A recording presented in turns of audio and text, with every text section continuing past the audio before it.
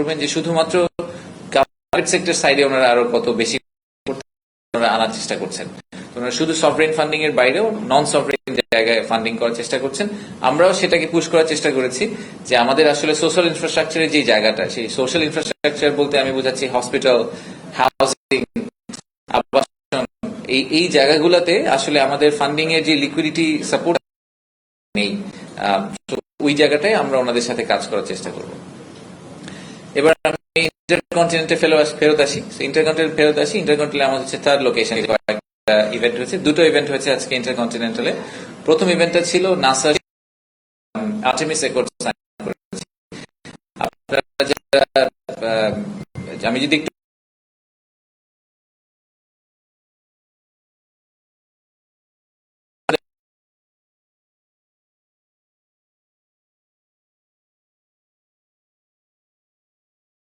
এই Artemis accord বলে একটা কম্বাইন্ড এফোর্ট চালু করা শুরু হয়েছিল, যেখানে অনেকগুলো দেশ অলরেডি সিগনেটারি, যারা অ্যাডভান্স মার্কেটস। আমরা হচ্ছে 54তম দেশ হিসেবে আজকে জয়েন করলাম, বা 53টা দেশ একসাথে নাসার সাথে স্পেস এক্সপ্লোরেশন নিয়ে কাজ করছে।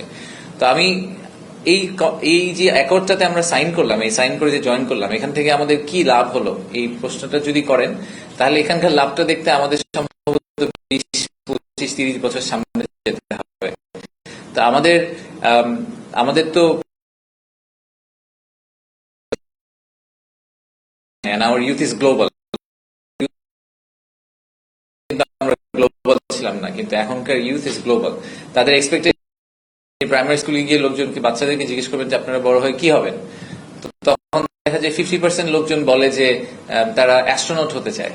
তো বাংলাদেশি অ্যাস্ট্রোনট আমরা কবে দেখব? That is really the question. তো এই বাংলাদেশি একজন, আমাদের যদি এন্ড গোলটা হয় যে আমরা স্পেসে বাংলাদেশি অ্যাস্ট্রোনট পাঠাবো, সেটা পাঠানোর জন্য আমাদেরকে আসলে এই ধরনের একটা step, this is step 1 of probably 1000। But এই প্রথম স্টেপটা দিয়ে আমরা যেটা করলাম, আমরা এগ্রি করলাম যে আমরা নাসার সাথে এবং বাকি 53টা দেশের সাথে একসাথে স্পেস এক্সপ্লোরেশনে কোলাবোরেট করব, আমরা একসাথে কাজ করব। সো এখন আমাদের যে স্পেস এজেন্সি আছে তারা নাসার সাথে একসাথে কাজ করবে। নাসায় অলরেডি বেশ কিছু বাংলাদেশি বিজ্ঞানী কাজ করেন, বাট আমরা এই কোলাবোরেটিভ এফোর্টের মাধ্যমে হোপফুলি আজ থেকে 10-15-20 বছর পরে বাংলাদেশ স্পেসে একটা পজিশন নিতে পারবে। আমাদের স্পেস সায়েন্সের ব্যাপারে আমাদের একটা ডেভেলপমেন্ট হবে। এটা will also generate employment, it will also generate a completely new avenue for our young generation to explore. আর এছাড়া আজকে লাস্টে শেষে এইমাত্র একটা প্রোগ্রাম শেষ হলো, ওয়ার্ল্ড ব্যাংক এবং আইএফসি তারা সিপিএসডি বলে একটা রিপোর্ট পাবলিশ করেছে আজকে। সেই রিপোর্টটা নিয়ে আমাদের একটা রিভিউ ছিল এবং সেটা আমাদেরকে ডিসক্রাইব করেছেন। এখানে 4টা সেক্টর নিয়ে ওনারা খুব ডিপ ডাইভ করেছেন। এই 4টা সেক্টর হচ্ছে হাউজিং, ডিজিটাল ফাইন্যান্স, পেইন্টস, আরেকটা হচ্ছে টেক্সটাইল অ্যান্ড গার্মেন্টস। তো এই 4টা সেক্টর, ওনারা কেন এই 4টা সেক্টর সিলেক্ট করলেন? ওনারা 4টা সেক্টর সিলেক্ট করেছেন যে এই 4টা সেক্টরের পোটেনশিয়াল আছে, কিন্তু এই 4টা সেক্টরের পোটেনশিয়ালকে ফুললি রিয়েলাইজ করতে হলে সরকারকে ইন্টারভিন করতে হবে, আসলে ফুললি রিয়েলাইজেশন হবে না। তো ওই জন্য ওনার রিপোর্টটা চালু করেছেন, অনেক মানুষের সাথে কথা বলে একটা ফাইনাল রিপোর্ট দিয়েছেন যে সরকারের কি কি করা উচিত। তো আমরা সেই রেকমেন্ডেশন গুলা নিয়ে এবং প্রাইভেট সেক্টরকে নিয়ে আজকে বসেছিলাম যে আমরা সামনে আসলে আগামী 6-12-18 মাসে কিভাবে এই এক্সারসাইজ গুলা করে আমরা এই সেক্টর গুলাকে, এবং একটা খুব ইন্টারেস্টিং ব্যাপার, এটা আমার কাছে আজকে মনে হলো যে খুবই I felt very good about it, সেটা হচ্ছে ওয়ার্ল্ড ব্যাংকের এই রিপোর্টটাতে আপনার রিপোর্টটার কপিগুলো পাবেন, এটা পাবলিক ডোমেইনে দিয়ে দেওয়া হবে। এই রিপোর্টটাতে যখন কোন একটা সম্ভাবনার কথা বলা হয়েছে, তখন বলা হয়েছে যে যদি এই ডিসিশন গুলা নেওয়া হয় বা এই ইন্টারভেনশন গুলা করা হয়, তাহলে এই ইন্ডাস্ট্রিতে এত হাজার নতুন এমপ্লয়মেন্ট জেনারেশন হতে পারে। So it goes back to job creation, everything in Bangladesh goes. আমাদের সরকারের যা অ্যাক্টিভিটি সামনে থাকবে needs to go back to job creation. World Bank আমাদেরকে এখন যে রিপোর্টগুলো দিচ্ছে, এবং আমাদের ওয়ার্ল্ড ব্যাংকের যে কান্ট্রি ডিরেক্টর এখানে প্যানেলে কথা বলার সময় বলছিলেন যে ওনারাও আসলে ওনাদের যেই মানে ইয়ার্ডস্টিক, যেটা ওনাদের বেঞ্চমার্ক, ওটাকে ওনারা আসলে ওই ইনভেস্টমেন্ট ডলার ভ্যালু থেকে সরিয়ে জব ক্রিয়েশনের দিকে নিয়ে আসার চেষ্টা করছেন। সো আমরা যদি সবাই একসাথে জব ক্রিয়েশনের উপর ফোকাস করে, either it's job or entrepreneur, but আমাদের এই কর্মসংস্থানের ব্যাপারটাকে ফোকাস করে কাজ করি, তাহলে এই স্ট্র্যাটেজিক ডিসিশনগুলো নেওয়া ইজি হবে। সরকার থেকে তো আমরা চেষ্টা করবই, কিন্তু আমরা আমাদেরকে আসলে বলেছি যে আপনারা বাইরে থেকে সরকারকে কনস্ট্যান্টলি পুশ করবেন। সরকারকে কোয়েশ্চেন করবেন যে সরকার কেন আরো বেশি করছে না, সরকার আরো বেশি করা উচিত, সরকার আরো বেশি সাপোর্ট দেওয়া উচিত। সেই পুশটা আপনারা করবেন এবং আপনারা অবভিয়াসলি সাথে সাথে আমাদেরকে যদি নেসেসিটি থাকে আমাদেরকে ফান্ডিং সাপোর্টটা দিবেন, সেটাই আমরা ওনাদের কাছ থেকে চেয়েছি। সো এইটাই হচ্ছে আজকের মোটামুটি সামারি। আজকে সন্ধ্যাবেলা আরেকটা মিটিং আছে, আমাদের আমেরিকা থেকে একটা বড় ইনভেস্টর গ্রুপ এসে, সেই ইনভেস্টর গ্রুপটার কিছু লোকজন আজকে এই জাপানিজ ইকোনমি জোনে গিয়েছিলেন। সরি, আমার এই পয়েন্টটা হয়তো মেনশন করা উচিত ছিল। জাপানিজ ইকোনমি জোনে আজকে একটা খুবই mixed investor, Saudi investor, Japanese investor, Korean investor, so Chinese investor, so it's very mixed group. তো আজকে সন্ধ্যায় আমেরিকান ইনভেস্টরদের সাথে প্রধান উপদেষ্টা ওনার ওনাদের পয়েন্ট অফ ভিউটা জানার জন্য যে আমাদের ইউএস ইনভেস্টমেন্টের পয়েন্ট অফ ভিউ থেকে আমরা কিভাবে আরো বেশি ওনাদের সাপোর্ট বা ইনভেস্টমেন্ট পেতে পারি। আমাদের পিক আপনারা দেখবেন যে অনেক মিটিং হচ্ছে, সবগুলো হয়তো আমরা কালকে কভার করতে পারবো না আমাদের সংবাদ সম্মেলনে, কারণ সারা দিনব্যাপী প্রোগ্রাম এবং হয়তো 20-30-40টা মিটিং ইভেন্ট একই সাথে চলতে থাকবে। বাট আবারও আগামীকাল হয়তো বিকালবেলা কথা হবে। যদি কারো কোনো প্রশ্ন থাকে আমি নিতে পারি। আর ছোট্ট একটা পয়েন্ট, আমার পরে শফিক ভাই একটু কথা বলবেন। আইন শৃঙ্খলা পরিস্থিতি নিয়ে আপনারা দেখেছেন গতকালকে আমরা কিছু কথা বলেছি, সো এটা নিয়ে আমরা শফিক ভাই একটা কভারেজ দিবেন। We can talk about that as well. Thank you.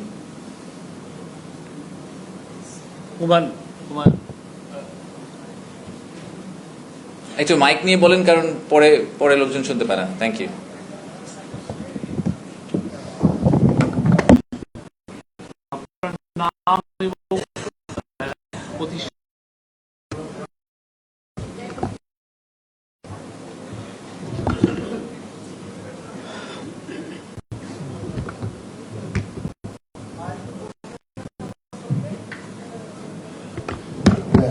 আমার নাম এফএস হুমায়ুন কবির। আমি আপনারা তো 4 দিন ব্যাপী ইনভেস্টমেন্ট সামিট করছেন, it's a good for Bangladesh. But আমরা জানি যে ইজ অফ ডুইং বিজনেসে বাংলাদেশ এখনো 168তম, 190টা কান্ট্রির মধ্যে আমরা লাস্ট ইয়ারে আছি। আমরা আজকে যে কান্ট্রি ডায়াগনোসিস রিপোর্ট দিল আইএফসি, সেখানে আমরা দেখছি যে আমাদের still 21% electricity connection, 70 finance access to finance problem, এবং 13% corruption, বাংলাদেশের corruption problem। এরকম একটা সিনারিওতে এই বিদেশি ইনভেস্টররা এখানে কেন ইনভেস্ট করবে? আপনারা এটা situation, what you will answer to them? Thank you. আচ্ছা, ধন্যবাদ। আচ্ছা, হ্যাঁ, সো প্রথম পয়েন্টটা হচ্ছে যে আমি এটা আসলে এটা আমাদের পাবলিক ডোমেইনে আমি এটা প্রায় শুনি, ইজ অফ ডুইং বিজনেসের যে ইন্ডেক্সটা, এটা একটু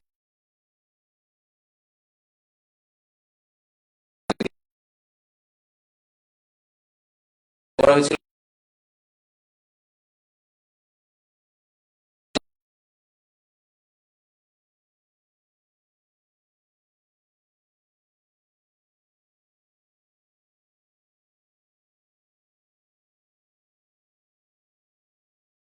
আমি এটা বলছি না যে আমাদের ইজ অফ ডুইং বিজনেস সিচুয়েশনটা ইমপ্রুভ বা সিগনিফিকেন্টলি ইমপ্রুভ করে নতুন র্যাঙ্কিং হলে আমরা 5-এর মধ্যে চলে আসবো, বাট ওই র্যাঙ্কিংটাকে আমরা ফলো অন না করি, because it doesn't say anything anymore. In fact world bank খুব রিসেন্টলি আবার আরেকটা ডিফারেন্ট র্যাঙ্কিং এর মতো একটা চালু, বরঞ্চ ওটা ফলো করবেন, তাহলে আমার ধারণা যে আমরা একটা ক্লিয়ার পিকচার পাবো, মোর রিসেন্ট পিকচার পাবো। সিপিএসডি রিপোর্টে যে এনার্জির পয়েন্টটা বলা হয়েছে, ইলেকট্রিসিটি, আমিও পার্সোনালি মনে করি যে আমাদের যে মেজর 5টা ইস্যু যদি আমি পিন পয়েন্ট করতে চাই, এটা একটা আমাদের ম্যানুফ্যাকচারের জন্য বড় ইস্যু। তো এই ব্যাপারে আমিও এনার্জি মিনিস্ট্রিকে আহ্বান জানিয়েছি, ওনারা মনে হয় খুব দ্রুতই এই জিনিসটা পাবলিশ করবেন। আমরা বলেছি যে আমাদের আসলে একটা ন্যাশনাল এনার্জি স্ট্র্যাটেজি থাকা দরকার।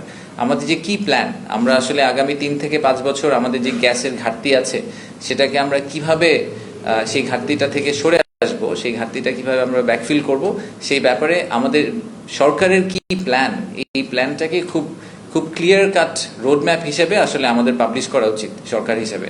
তো আমি আশা করছি যে আমাদের এনার্জি মিনিস্ট্রি আসলে খুব দ্রুত এটা কোনো একটা সময় পাবলিশ করবেন, এবং তাহলে আমাদের ইনভেস্টরদের জন্য আসলে তাদের ইনভেস্টমেন্ট প্ল্যানগুলো করা ইজি হবে। অ্যান্ড আসলে it's not a 5-year plan, আমাদের 5, 10, 15 বছরের লং টার্ম প্ল্যানটাই আসলে সবাইকে পাবলিশ করা উচিত। আর লাস্ট পয়েন্ট হিসেবে আপনি বললেন আমি ইনভেস্টরদেরকে কি বলবো, দেখেন আমি আমি এর আগে দেশের বাইরে ছিলাম, আমি আরো অনেকগুলো মার্কেট কভার করতাম। আমি পৃথিবীতে এরকম কোনো মার্কেট পাই নাই, maybe Singapore close to that, but পৃথিবীতে এরকম কোনো মার্কেট আমি কখনো পাই নাই যে মার্কেটে কোনো সমস্যা নেই। আপনি যারা ভিয়েতনামে ব্যবসা করে, আমার ভিয়েতনামে অনেক ক্লায়েন্ট ছিল, যারা ইন্ডিয়াতে বিজনেস করে অনেক ক্লায়েন্ট ছিল ওখানেও, তাদেরকে জিজ্ঞেস করলে তারাও আপনাকে ওই দেশের কি কি সমস্যা এবং ওই দেশে কেন ব্যবসা করা উচিত না এরকম 10টা পয়েন্ট বলতে পারবে। So every country comes as a package. প্রত্যেকটা দেশেরই কিছু সমস্যা আছে, কিছু পজিটিভস আছে। যাদের স্ট্রেংথ যেগুলো আছে সেগুলোকে তারা সবসময় হাইলাইট করার চেষ্টা করে। আমরা তার সাথে এবার যেটা হাইলাইট করার চেষ্টা করছি, যে সমস্যাগুলো আমাদের আছে সেইগুলোর সমাধান করার জন্য আমরা সরকার থেকে কি করার চেষ্টা করছি। সো যে 10টা সমস্যার কথা সবাই বলছে, সেই 10টা সমস্যা যদি আজকে সেই 10টা সমস্যাকে আপনি বললেন 21% থেকে তো 0% হয়ে যাবে না ইলেকট্রিসিটি প্রবলেম, 21% থেকে এটাকে 10-এ নামিয়ে আসার জন্য, 10%-এ নামিয়ে আসার জন্য সরকার কি করছে, আগামী 1-2 বছর সরকার কি করবে। তো সেই মেসেজটাই আমরা আমাদেরকে দিতে চাই, যে আমরা সরকার এবং প্রাইভেট সেক্টর এবং ফুল ইকোসিস্টেম একসাথে কাজ করছি to improve overall situation. Of course we acknowledge যে আমাদের কিছু শর্টকামিং আছে, বা সেই শর্টকামিংটাকে ইমপ্রুভ করার জন্য আমরা এখন একসাথে কাজ করছি। সেই মেসেজটাই আমরা আমাদেরকে দিতে চাই। ধন্যবাদ। Thank you. আজিজ আমি কাজী আজিজুল ইসলাম আপনাকে বললাম যে আপনি যে সময় আসলে আপনি সরকারের টিম মানে কাজ করছেন, কিন্তু এই সময় আপনাদের জন্য সবচেয়ে বড় ডিসঅ্যাপয়েন্টমেন্ট হচ্ছে ইউএস ট্যারিফ। বাংলাদেশের ব্র্যান্ডিং সেলস ছিল, মানে ব্র্যান্ডিং অ্যাট্রাকশন পয়েন্ট ছিল আগে 0, মানে জিএসপি ইন ইউরোপ এবং এলডিসি হিসেবে সুবিধা প্রাপ্ত। কিন্তু এখন সেই বিষয়টা উল্টে গেছে, মানে পৃথিবীতে আগে তো 0 ট্যারিফ বা মিনিমাম ট্যারিফ ছিল, এখন এখন আপনারা ইনভেস্টররা কি বলেছে এই বিষয় নিয়ে, আপনারা ইনভেস্টরকে কি বলেছেন যে এই নতুন পরিস্থিতিতে কিভাবে, কি স্ট্র্যাটেজিতে আপনাদের তাদেরকে কি বেনিফিট দিবেন, ইনভেস্টররা কি বলেছে, আপনারা কি বলেছেন? জি, সো দেখেন, ট্যারিফের এগেন আমি প্রথমে এটা থেকে শুরু করি যে ট্যারিফের সমস্যাটা শুধু বাংলাদেশের না, আর বাংলাদেশের কম্পিটিটিভ অ্যাডভান্টেজ শুধু ট্যারিফ ছিল না, অনেক কিছুই ছিল। কস্ট অ্যাডভান্টেজে আমাদের অনেকগুলা ফ্যাক্টরি, আমরা আসলে ফ্যাক্টরি অফ প্রোডাকশনের ক্ষেত্রে অনেকগুলাতেই আমাদের কস্ট অ্যাডভান্টেজ আছে। সো ট্যারিফটাও একটা অ্যাডভান্টেজ ছিল, আমি এটা আপনার সাথে এগ্রি করি। বাট সেই ট্যারিফের যেই নতুন সিচুয়েশনটা তৈরি হয়েছে, সেখানে শুধু বাংলাদেশ সাফার করছে না, একসাথে অনেকগুলো দেশ সাফার করছে। তো এই ব্যাপারে তো আমরা খুব পাবলিকলি আসলে প্রধান উপদেষ্টার চিঠিটা পাবলিশ করে দিয়েছি। আমরা কিভাবে আগানোর চেষ্টা করছি এটা পাবলিকলি আমরা আসলে শেয়ার করেছি। এবং ইনফ্যাক্ট আজকে আমাদের যে ইনভেস্টর গ্রুপ ছিলেন, তারা আমাদের কোরিয়ান ইনভেস্টর গ্রুপ আসলে ক্যাটেগরিক্যালি এটা অ্যাপ্রেইজও করেছেন। ওনারা বলেছেন যে দে আর কোয়াইট ইমপ্রেসড যে বাংলাদেশ যে ট্র্যাকটা নিয়েছে এটা একটু খুব কম্প্রিহেন্সিভ তাদের কাছে লেগেছে। তাদের কাছে মনে হয়েছে যে কম্বোডিয়া, ভিয়েতনাম যে রেসপন্সটা করেছিল ওটা একটু হেস্টি ছিল এবং খুব দ্রুত রেসপন্স করার কারণে ওদের চিঠিটা কিন্তু কন্টেন্ট হচ্ছে খালি ওনারা কিছু ট্যারিফে ড্রপ করবেন, এছাড়া কিন্তু ওরকম কন্টেন্ট নাই। বাট আপনি যদি কম্বোডিয়ার চিঠিটার সাথে বাংলাদেশের চিঠিটা মার্ক টু মার্ক চিন্তা করেন, তাহলে আপনি দেখবেন যে আমরা কিন্তু একটা মাল্টিপ্রোন অ্যাপ্রোচে গিয়েছি, যেখানে আমরা বলছি আমরা কিছু ট্রেড ব্যারিয়ার কমানোর চেষ্টা করব, আমরা কিছু ট্রেড ডেফিসিট কমানোর চেষ্টা করব, একই সাথে আমরা ট্যারিফে কিছু সাপোর্ট দেওয়ার চেষ্টা করব। তো আমাদের সাথে ইউএস এম্বাসির খুব ক্লোজ যোগাযোগ আছে। আমি বলবো যে আমরা চেষ্টা করে যাচ্ছি, এবং আমাদের ইনভেস্টাররা এখন যখন আসবেন তার কাছে আমার মেসেজটা exactly that, it's a very fluid situation as you know. প্রতিদিনই নতুন একটা কোনো আপডেট হচ্ছে। গতকালকে একবার আপনার S&P 20 পয়েন্ট নেমে আবার 20 পয়েন্ট উঠে গেছে একটা টুইটের কারণে। সো এরকম অনেক কিছুই হচ্ছে। সো ওনারাও জানেন যে ঠিক যেভাবে বাকি সব দেশ এটাকে হ্যান্ডেল করার চেষ্টা করছে, আমরাও হ্যান্ডেল করার চেষ্টা করছি। আমরা ঠিকভাবে করার চেষ্টা করছি কিনা এটা আমাদেরকে ডেমনস্ট্রেট করতে হবে। সেটা এখন পর্যন্ত আমাদের আজকে ইনভেস্টরদের সাথে কথা বলে মনে হয়েছে যে ওনারা মনে করছেন যে আমরা রাইট ট্র্যাকে আছি। আমি দৈনিক আমাদের পত্রিকার রিপোর্টার। আমার একটা প্রশ্ন, আপনি বলেছেন যে এনডিবি $300 মিলিয়ন ইনভেস্টমেন্ট করেছে এবং তারা প্রাইভেট সেক্টর ইনভেস্ট করতে চাচ্ছে। তো আমাদের যারা উন্নয়ন সহযোগী আছেন তারা অধিকাংশই সুদের হার বাড়িয়েছেন। আপনাদের সাথে তাদের কমিটমেন্ট কিভাবে হয়েছে, যে মানে সুদের হার কেমন, তারা কি সফট লোন দিবে না আমাদের তারা সচরাচর যে কম্পিটিটিভ ইয়েতে আছে বেশি সুদের হারটা কেমন হবে? আচ্ছা, এনডিবি ডেভেলপমেন্ট ব্যাংকের ডিফারেন্ট ম্যান্ডেট থাকে, আপনারা হয়তো অনেকেই জানেন। এনডিবির ক্ষেত্রে ক্রেডিট রেটিং আসলে সবাইকে এক কাতারে করে। সো এনডিবি ইন্ডিয়াকে যে ক্রেডিট রেটিং এ মেজার করে, বাংলাদেশকেও সেম রেটিং এ মেজার করে এবং তার বাকি কান্ট্রিগুলোকে একই রেটিং এ মেজার করে। এই কারণে এনডিবির যে rate of interest, sovereign lending এর যে রেট অফ ইন্টারেস্ট, সেটা কিন্তু প্রিটি ফ্ল্যাট। এবং ইনফ্যাক্ট তারা এখন আসলে পুশ করার চেষ্টা করছে অন্যান্য মাল্টি কারেন্সি, ইনফ্যাক্ট আমাদের $300 মিলিয়ন লোনটাও কিন্তু একটা মাল্টি কারেন্সি লোনের দিকে যাচ্ছে। আমরা শুধুমাত্র ডলারে না, বাট আমরা CNY তেও আসলে লোন নেওয়ার চেষ্টা করছি। তো আমার প্রথম পয়েন্টটা হচ্ছে যে সভরিন সাইডে আসলে এনডিবি সব দেশকে সিমিলার ভাবে ট্রিট করে, সো আমরা অন্য দেশ যেভাবে ট্রিটেড হবে আমরা সেভাবে ট্রিটেড হব। প্রাইভেট সেক্টরে আমরা ওনাদেরকে আসলে অ্যাক্সেস দেওয়ার চেষ্টা করছি, যত বেশি প্রাইভেট সেক্টরের ভালো ক্লায়েন্টদেরকে আমাদেরকে অ্যাক্সেস দিতে পারি, ওনারা ওদের মধ্যে রিস্ক অ্যাসেস করে ইনভেস্ট করার চেষ্টা করবেন। সো এনডিবির রোলটা একদম ক্লাসিক ওয়ার্ল্ড ব্যাংকের যে সফট লোন ক্যাটাগরি সেটা কিন্তু না, ওনারা মোর লাইক ADB বা IFC, তাদের সাথে আপনি কম্পেয়ার করতে পারেন। তো ওনাদের লোনগুলো একদম সফট লোন আসলে হয় না, ওনাদের লোনগুলো slightly higher price, but classic commercial bank থেকে ইউজুয়ালি চিপার হয়। উজ্জ্বল,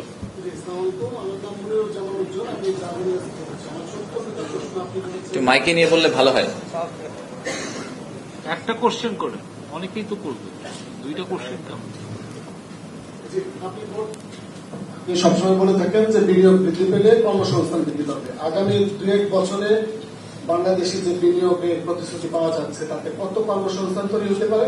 আর চট্টগ্রাম ছাড়া অন্য কোন বিভাগে আমাদের ইকোনমিক জোনে কাজ করার কোন সুযোগ রয়েছে?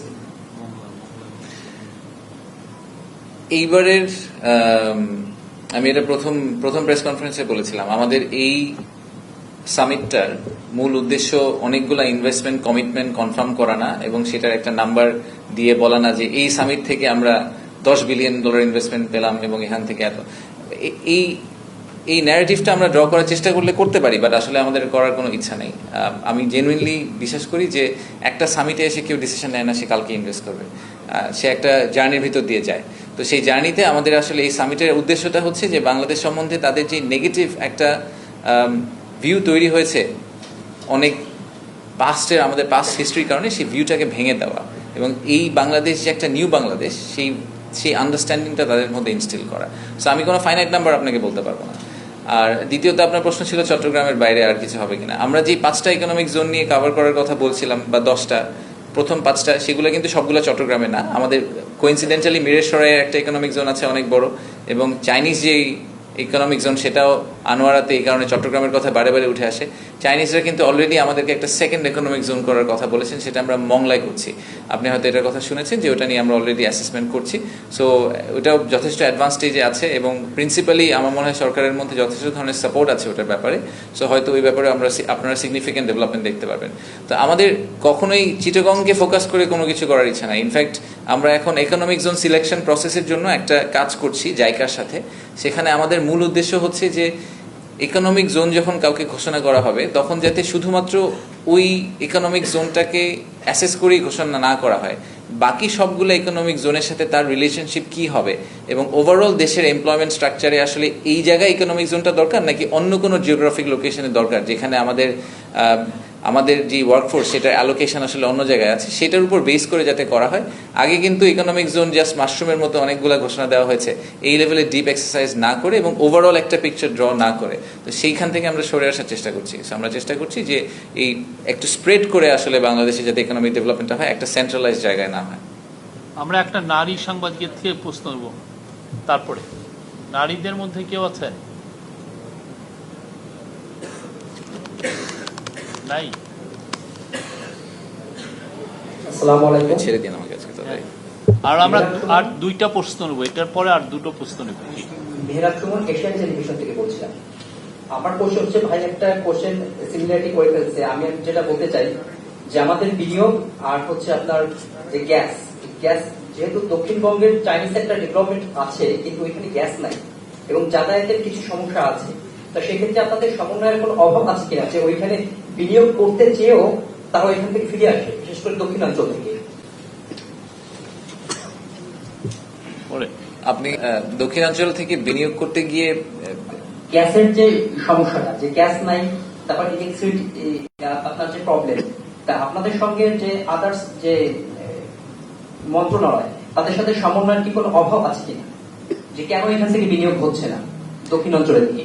আচ্ছা, আপনার প্রশ্নটাকে আমি একটু রিফ্রেশ করি। মেবি আসলে প্রশ্নটা হচ্ছে যে কোনো অভাব ছিল কিনা, অভাব আছে কিনা, সেটা আমি দ্য আনসার ইজ নো। এখন কোনো অভাব নাই আমাদের। আরেকটা ইন্টারেস্টিং ফ্যাক্ট হচ্ছে যে ইকোনমিক জোনগুলো যখন সিলেক্ট করা হয় অরিজিনালি, আমি আগের কথা বলছি যে ইকোনমিক জোন যখন সিলেকশন প্রসেস আগে যেটা ছিল সেখানে ইকোনমিক জোন সিলেক্ট করতো আসলে ইকোনমিক জোন অথরিটি নিজেই, কিন্তু সিলেক্ট করার আগে যেটা করা উচিত ছিল আমি মনে করি সেটা হচ্ছে যে ইকোনমিক জোনের প্রত্যেকটা মন্ত্রণালয়ে গিয়ে জিজ্ঞেস করা উচিত ছিল যে আমি যদি এখানে ইকোনমিক জোন ঘোষণা করি তাহলে আপনি গ্যাস দিতে পারবেন কিনা, আপনি পানি দিতে পারবেন কিনা, আপনি কমিট করেন যে আপনি আমাকে 3 বছরের মধ্যে পানি দিতে পারবেন, তাহলেই খালি আমি এই জায়গায় ইকোনমিক জোন ঘোষণা করব। ইউনিল্যাটারালি যখন economic zone authority economic zone ঘোষণা করে ফেলে তখন কিন্তু তার ওই বাইনটা সরকারের ভিতর থাকে না, ওই কমিটমেন্টটা থাকে না। তো সরকারের ভিতরে কোঅর্ডিনেশনের যে অভাবটা ছিল সেটা আমরা এখন, আমি পার্সোনালি ফিল করি এটা অনেকটা কমে এসেছে। আমরা এখন এই কারণেই এনার্জি মিনিস্ট্রির সাথে খুব কাছাকাছি হয়ে কাজ করছি। আমরা যে 100 থেকে কমিয়ে 5টাতে যখন নিয়ে এসেছিলাম তখন আমরা কিন্তু এই প্রত্যেকটা সংস্থার সাথে স্পেসিফিক্যালি কথা বলে তাদের কমিটমেন্ট নিয়েই 5টাকে বলেছি যে এই 5টার উপর আমরা ফোকাস করব। সো আমি মনে করি যে ভবিষ্যতে এই জিনিসটা ইমপ্রুভ করার অনেক সুযোগ আছে, এই জায়গায় আরো অনেক বেটার কোঅর্ডিনেশনের সুযোগ আছে, বাট এটা আমি পার্সোনালি ফিল করি যে এই মুহূর্তে আমাদের কোঅর্ডিনেশন অনেক বেটার আগের থেকে। জহির, আমি Zahir Rehan, reporter business council. গতকালকে এবং আজকে বিদেশি বিনিয়োগকারীরা অর্থনৈতিক অঞ্চল এবং এক্সপোর্ট প্রসেসিং জোন ভিজিট করেছে। এদের কাছে কি জানতে চেয়েছে একটু ক্লিয়ার করে দিতে। তারা তো ঘুরে দেখেছে গতকালকে 2টা মানে অর্থনৈতিক অঞ্চল সহ এক্সপোর্ট প্রসেসিং, আজকে এবার জাপান ইকোনমিক জোনে গেল। এই প্রসেসটা আসলে তারা আপনাদের কাছে কি জানতে চেয়েছিল এখানে?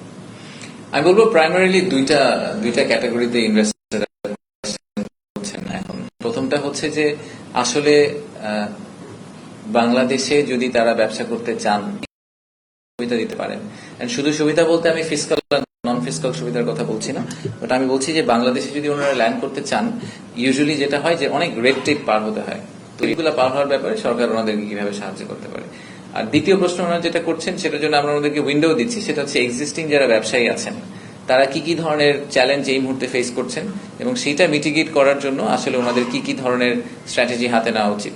তো সেটার ব্যাপারে ওনারা আসলে শুধু আমাদের সাথে ডিসকাস করছেন না, অন্যদের সাথে ডিসকাস করছেন। আপনারা জানেন যে কালকে আমরা আগামীকাল এবং পরশু আমাদের দোতলায় অনেকগুলা মিটিং রুম সেট আপ করা হচ্ছে। আমাদের বিভিন্ন সরকারের মন্ত্রণালয় এখানে থাকবেন, বাংলাদেশ ব্যাংক থেকে শুরু করে এনভায়রনমেন্ট মিনিস্ট্রি থেকে শুরু করে এনার্জি, ইনফ্যাক্ট পলিটিক্যাল পার্টিরাও থাকবেন, আমরা এটাও বলেছি।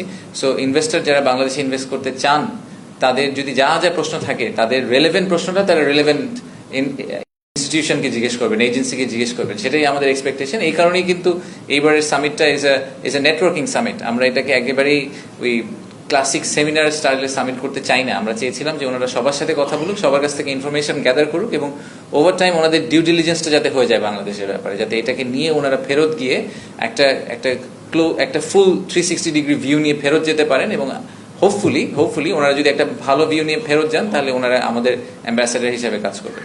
আচ্ছা, আমি মনির যুগান্তর কাজ করছি, একেবারে সুনির্দিষ্ট একটা প্রশ্ন, এ পর্যন্ত ইন্ডিয়ান কোনো কোম্পানি আসছে কিনা? জি, ইন্ডিয়ান কোম্পানি এসেছে, নাম যদি বলেন।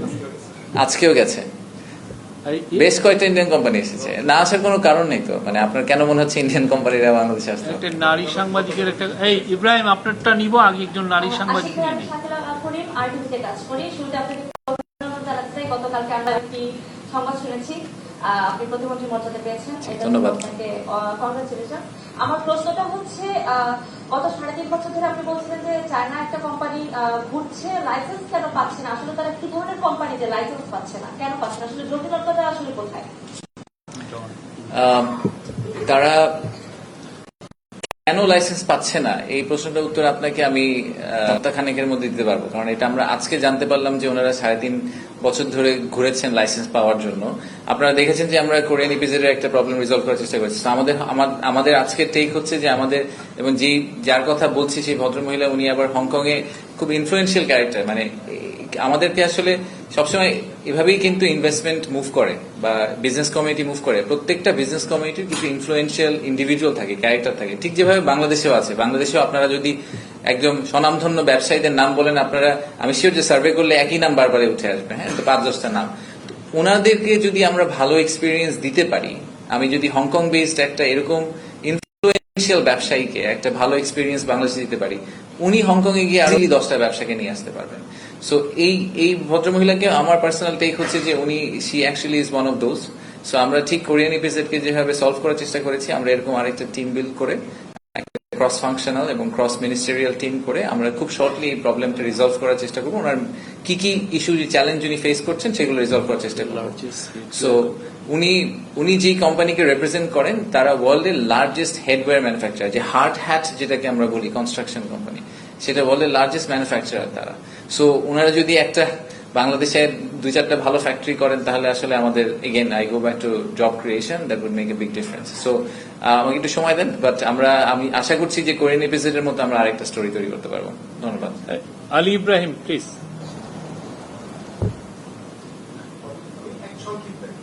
আগে উনি বলে নিক। জি ধন্যবাদ। আমার প্রশ্নটা হচ্ছে যে আপনি বলছিলেন যে বিনিয়োগকারীরা নানা চ্যালেঞ্জের কথা জানতে চাচ্ছে, আপনার মানে দ্বিতীয় যে প্রশ্নটা হবে যেটা বিভিন্ন বিজেপি যে গিয়ে তারা যেটা জানছে, কি চ্যালেঞ্জের কথা তারা জানছে আপনাদেরকে জিজ্ঞেস করছে, চ্যালেঞ্জগুলো, মূল চ্যালেঞ্জগুলো কি? উত্তর দেওয়া হলো না, মূল চ্যালেঞ্জগুলো কি কি তারা বলছে, কোন সংকটগুলোর কারণে যারা আমাদের এক্সিস্টিং যারা ফরেন ইনভেস্টর আছে তারা ফেস করছেন? আপনি কি মনে করেন যে ইমিডিয়েট সেগুলোকে আপনার কাছে সমাধান দিতে পারবেন, বা আপনি কতখানি আশাবাদী? আমার দ্বিতীয় প্রশ্নটা হচ্ছে যে আপনারা কোন ধরনের বিনিয়োগকারী, এখন যারা আসে তারা নিজের থেকে আসে, কিন্তু সরকার বা বিরা চাচ্ছে যে কোথায় কোন খাতে তারা আপনারা বিনিয়োগ আকাঙ্ক্ষা করছেন, আসতে চান, নিতে চান? ধন্যবাদ।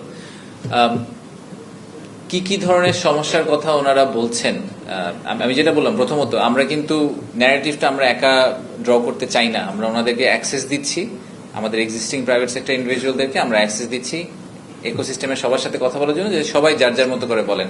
আমাদের একটা জেনারেল আউটলাইন আছে, আপনারা হয়তো দেখেছেন যে আমি আগেও বলেছি যে আমি 5টা জায়গায় আমার ধারণা মেজর সমস্যা। একটা হচ্ছে যে government quality of government service, আমাদের গভর্নমেন্ট সার্ভিসের কোয়ালিটি ইজ নট দেয়ার, আমরা আরো বেটার সার্ভিস দিতে পারি সরকারের পক্ষ থেকে। আমাদের যে অ্যাক্সেস টু রিসোর্সেস বা ইউটিলিটিস, এই জায়গাটায় আমাদের অনেক কাজ করা আছে। এন্ডেমিক করাপশনের একটা ইস্যু আছে আমাদের। কনসালটেশনের অভাব আছে, প্রাইভেট সেক্টরের সাথে আমরা যথেষ্ট কনসালটেশন করি না। 5 নম্বর পয়েন্টটা আমার এই মুহূর্তে মনে পড়ছে না, বাট এরকম 5টা জিনিস এটা আমরা পাবলিক ডোমেইনে ইনফ্যাক্ট দিয়ে রেখেছি, যে আমাদের খুব ক্লিয়ার আইডিয়া, আমাদের ধারণা আছে যে কোন 5টা জিনিস নিয়ে আমাদের কাজ করা উচিত। সবগুলা প্রবলেম রিজলভ হবে না, এটা আশা করাও উচিত না আমাদের যে সবগুলা প্রবলেম রিজলভ হয়ে যাবে, বাট আমরা খুব স্পেসিফিক 20টা অ্যাকশন আইটেম নিয়ে কাজ করছি এই বছরের জন্য। সেই 20টা অ্যাকশন আইটেম আমরা রিজলভ করার চেষ্টা করব। আর আপনার লাস্ট কোয়েশ্চেনটা আমি মিস করে গেছি, কোন খাতে বিনিয়োগ আশা করছি। এই ব্যাপারেও কিন্তু আমরা একটা পাবলিকেশন করেছি, আমি দেখেছেন কিনা, এফডিআই হিট ম্যাপ নামে আমরা একটা জিনিস পাবলিশ করেছি প্রায় মাস দেড়েক আগে। ওখানে 8টা টোটাল মনে হয় 18টা সেক্টরের কথা বলা হয়েছে, তার মধ্যে 8টাকে বলা হয়েছে যে 8টা ডেফিনেটলি রেডি টু গো। যেরকম for example advance textile, for example leather goods, for example renewable energy, IT services, এরকম 8টা সেক্টরের কথা বলা হয়েছে। এটাও পাবলিক ডোমেইনে আমরা দিয়ে দিয়েছি। এবং এই সিলেকশন ক্রাইটেরিয়াটা আসলে বেস করা হয়েছে যে labour intensive, high labour intensity industry, এবং অ্যাট দ্য সেম টাইম পোটেনশিয়ালও হাই, যেখানে আসলে আপসাইড অনেক আছে, মার্কেটে অনেক মুভমেন্ট হচ্ছে, অনেক গ্রোথ হচ্ছে, কিন্তু আমরা ওই গ্রোথ জার্নিটাতে পার্টিসিপেট এখনো করতে পারিনি। সেই ইন্ডাস্ট্রিগুলোকে পিন ডাউন করা হয়েছে। তো সেগুলাতেই আমরা এক্সপেক্ট করছি যে আমরা ইনভেস্টমেন্ট পাবো।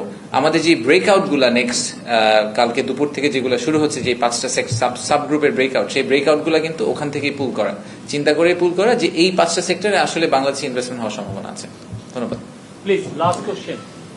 আমার কথা হচ্ছে ফুড এন্ড বেভারেজ সেক্টরে কারো কোনো আগ্রহ আছে কিনা, যে আমরা যেহেতু 146টা দেশে food and beverage product process food export করছি, এবং আরএনজির পরেই হচ্ছে ফুড এন্ড বেভারেজের স্থান।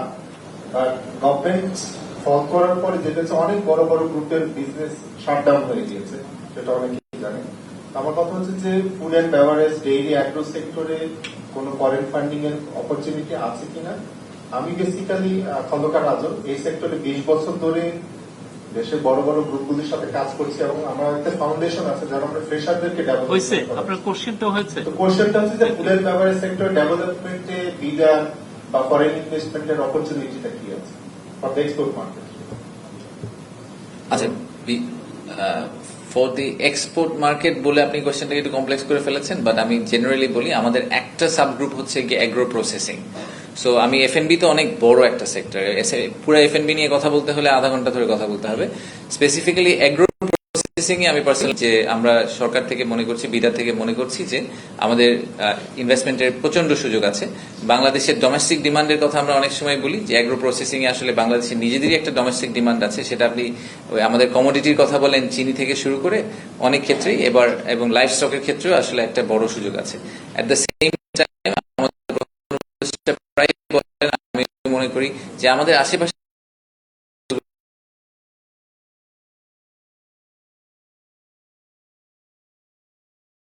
পারেন। আমি খুব একটা ট্রিভিয়াল এক্সাম্পল দিই যে আমরা যে চিনি প্রসেস করি, হ্যাঁ, সুগার প্রসেস করি, সুগার তো আমরা আমাদের বাংলাদেশে প্রডিউস করতে পারি না পুরাটা, আমাদেরকে র সুগার নিয়ে আসতে হয়, নিয়ে এসে প্রসেস করে তারপর বাংলাদেশে বিক্রি করতে হয়। তো আমরা যদি অ্যাগ্রো প্রসেসিং এর এই সেট আপগুলোকে ঠিকভাবে দাঁড় করে দিতে পারি, তাহলে এই সুগার প্রসেসিং যেটা বাংলাদেশে হচ্ছে, সেই সুগার প্রসেসিংটা শুধু বাংলাদেশে বিক্রি না করে ওনারা যদি সেভেন সিস্টার্সে সেল করতে পারেন, ওনারা যদি নেপাল ভুটানে সেল করতে পারেন, that would be our win. So ওই ইকোসিস্টেমটা তাদেরকে তৈরি করে দেওয়া, পোর্ট ফ্যাসিলিটি তৈরি করে দেওয়া, রোড ট্রান্সপোর্টেশন তৈরি করে দেওয়া, যাতে ওনারা বাংলাদেশে প্রডিউস করে এই ফুল রিজনে, কারণ পোর্ট তো একটা, সব ঢুকবে চিটাগং দিয়ে, বাট পোর্ট দিয়ে ঢুকার পরে এটাকে স্প্রেড আউট করে দেওয়ার যেই সুযোগটা, সেই সুযোগটা সরকারের করে দিতে হবে, ইনফ্রাস্ট্রাকচারকে সরকারকে তৈরি করে দিতে হবে। সো এগ্রো প্রসেসিং নিয়ে কিন্তু একটা ব্রেকআউট আছে 10 তারিখে, you are most welcome to follow it. ওটা লাইভও করা হবে, সো আপনারা ওটা দেখলে হয়তো আরো এই ব্যাপারে ইনফরমেশন পাবেন। ধন্যবাদ। কালকে আপনারা জানেন যে কিছু অনাকাঙ্ক্ষিত ঘটনা ঘটেছে, তো সেই অনুযায়ী আমরা কালকে আমাদের পুলিশ এবং সিকিউরিটি ফোর্সে করেছে, এবং রেড করার পরে আমরা সকালে আপনাদেরকে একটা আপডেট দিয়েছিলাম যে 49 জনকে অ্যারেস্ট করেছে এবং 2টো কেস হয়েছিল।